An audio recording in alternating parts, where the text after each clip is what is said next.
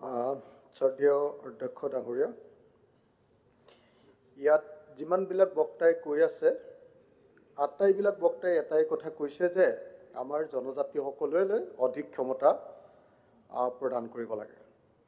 আৰু এইখন যিখন বিল আনিছে এই বিলখন হ'ল নিৰ্বাচিত জনজাতি নেতাসকলৰ ক্ষমতা কৰ্তন কৰা বিল। বক্তব্য প্ৰদান কৰি আটাইবিলাকে এটাই কথা কৈ আছে যে জনজাতিসকলক অধিক ক্ষমতা দিব লাগে। আমাৰ ভাৰতীয় ফেডাৰেল ব্যৱস্থাটো অধিক গণতান্ত্ৰিকীকৰণ কৰিব লাগে। আনকি আজি এই প্ৰশ্নটো খুব দৃঢ়ভাৱে উত্থাপন কৰিছে মৰিগাঁৱৰ MLA যে আমাৰ এই যিকেইটা জনগোষ্ঠী প্লেইনছ এৰিয়াৰ জনগোষ্ঠী তেওঁলোকৰ যি স্বায়ত্তশাসন সেইটো সংবিধানসন্মত হ'ব লাগে। আনৰ কথা নাজানো, আমি ৰাইজৰ দলে আটাইবিলাক এই জনগোষ্ঠীবিলাকৰ স্বায়ত্তশাসনটোক সংবিধানসন্মত কৰাৰ ক্ষেত্ৰত আমাৰ 100% সন্মতি আছে। আমি বিচাৰোঁ যে বড়োসকলে ঠিক তেনেকৈ আন সংবিধানসন্মত এটা স্বায়ত্তশাসন লাভ কৰিছে, ঠিক তেনেকৈ আন প্লেইনছ এৰিয়াৰ জনজাতিবিলাকেও সংবিধানসন্মত স্বায়ত্তশাসন লাভ কৰা উচিত। খালি এটাই কথা চাব লাগে যে এই সংবিধানসন্মত স্বায়ত্তশাসন দিবলৈ যাওঁতে এৰিয়াটোক লৈ যাতে সংঘাত নালাগে, যাতে ধৰক মিচিং স্বায়ত্তশাসিত পৰিষদ সেই অঞ্চলত যাতে বেছিকৈ মানে উৎসাহিত হৈ আমি কম মিচিং এলেকাবিলাকো যাতে তাত অন্তৰ্ভুক্ত কৰি সংঘাতৰ সৃষ্টি নকৰোঁ, সেই বস্তুটো ডেমক্ৰেটিকেলি চালে আচলতে মই ভাবোঁ যে আমাৰ জনজাতিসকলক সংবিধানসন্মত জনজাতিকৰণ দিয়াৰ ক্ষেত্ৰত কোনো আপত্তি কোনেও কৰা উচিত নহয়। দ্বিতীয়তে অকল তেওঁলোকক জনজাতিকৰণৰ যেনেকৈ হেৰি দিব লাগে তেনেকৈ 6 জনগোষ্ঠী মৰাণ, মটক, কোচ ৰাজবংশী, চুতীয়া, আহোম আৰু আদিবাসী চাহ জনগোষ্ঠী, এই 6টা জনগোষ্ঠীতকৈ অতি সোনকালে জনজাতিকৰণ কৰাৰ ব্যৱস্থা কৰিব লাগে। তেওঁলোককো অতি সোনকালে মানে আপোনাৰ স্বায়ত্তশাসন দিয়াৰ ব্যৱস্থা, কাউন্সিলবিলাক দিয়াৰ ব্যৱস্থা গ্ৰহণ কৰিব লাগে। আৰু লগতে কলিতা জাতি আৰু নাথযোগীয়ে জনজাতিকৰণৰ যি প্ৰশ্ন উত্থাপন কৰি আছে সেই প্ৰশ্নকো ভাৰত চৰকাৰে বিবেচনা কৰি অসমক অতি সোনকালে জনজাতি ৰাজ্যৰূপে ঘোষণা কৰাৰ ব্যৱস্থা কৰিব লাগে। মই ভাবোঁ যে ভাৰতবৰ্ষৰ সংবিধানে 371 কৰ অধীনত যি ধৰণে মাটি আৰু সম্পদৰ ওপৰত নাগালেণ্ডক অধিকাৰ প্ৰদান কৰিছে, ঠিক তেনেকৈ আমাৰ অসমখনকো জনজাতি ৰাজ্য ঘোষণা কৰি 370A1A অধীনত অধিকাৰ প্ৰদান কৰিব লাগে। ছাৰ মোৰ সময় আছে অকণমান, আৰু মই আৰু অকণ কম ছাৰ।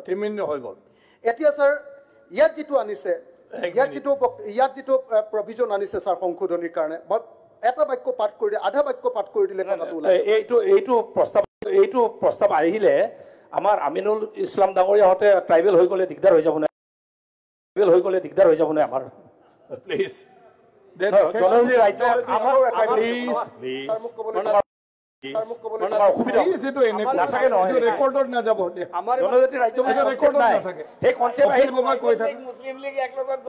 অখিল গগৈ কৈ থাকা, অখিল গগৈ কৈ থাকা, অধ্যক্ষ মহোদয় হ'ব, আমিনুল ইছলাম আপত্তি নাই, এনে কৈছে এটা ৰেকৰ্ডত নাথাকে। আপুনি মুখ্যমন্ত্ৰী হৈ যাব ছাৰ, কি আছে আমি প্লিজ। নহয়, আপোনালোকে ট্ৰাইবেল হৈ গ'লে আমাৰ প্লিজ, জনজাতি ৰাজ্য কনচেপ্ট নাই। অখিল গগৈ হ'ব প্লিজ, হৈছে সময় নাই, আৰু আমাৰ বহুত বিল আছে। কৈছে মই এটা কথা নালাগে, এটা এনে ৰেফাৰেঞ্চত ক'লে হ'ব, এনে কৈছে ৰেকৰ্ডত নাথাকিব। নাই, মই ক'লোৱে এইটো ৰেকৰ্ডত নাথাকিব, হ'ব please. Akhil Gogoi 1 minute.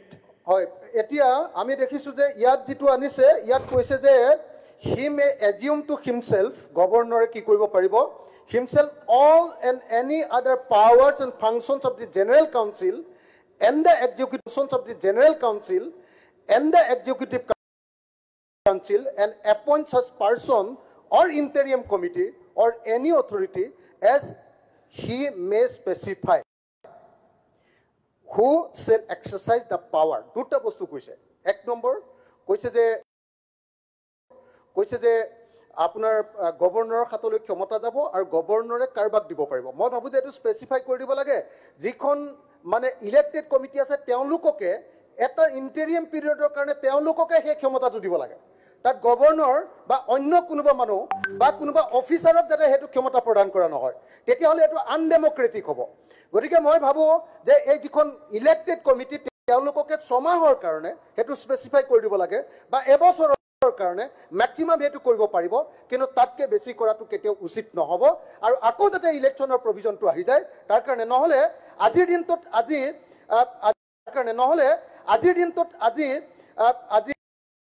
Doctor Anuj পেগুহঁতৰ যিসকলে কাউন্সিল চলাই আছে তেখেতসকল বিজেপিৰ লগত আছে কাৰণে সুবিধা হৈছে। কাইলৈ কিন্তু যেতিয়া কথাটো উল্টা পুল্টা হৈ যাব তেতিয়া কিন্তু একদম উল্টা হৈ যাব, আকৌ গণ্ডগোল একদম ডাঙৰ গণ্ডগোল হৈ যাব। আকৌ যেতিয়া চৰকাৰ বেলেগ আহিব তেতিয়া কিন্তু তেওঁলোকে চুবলৈকে নাপাব শাসন। তেতিয়া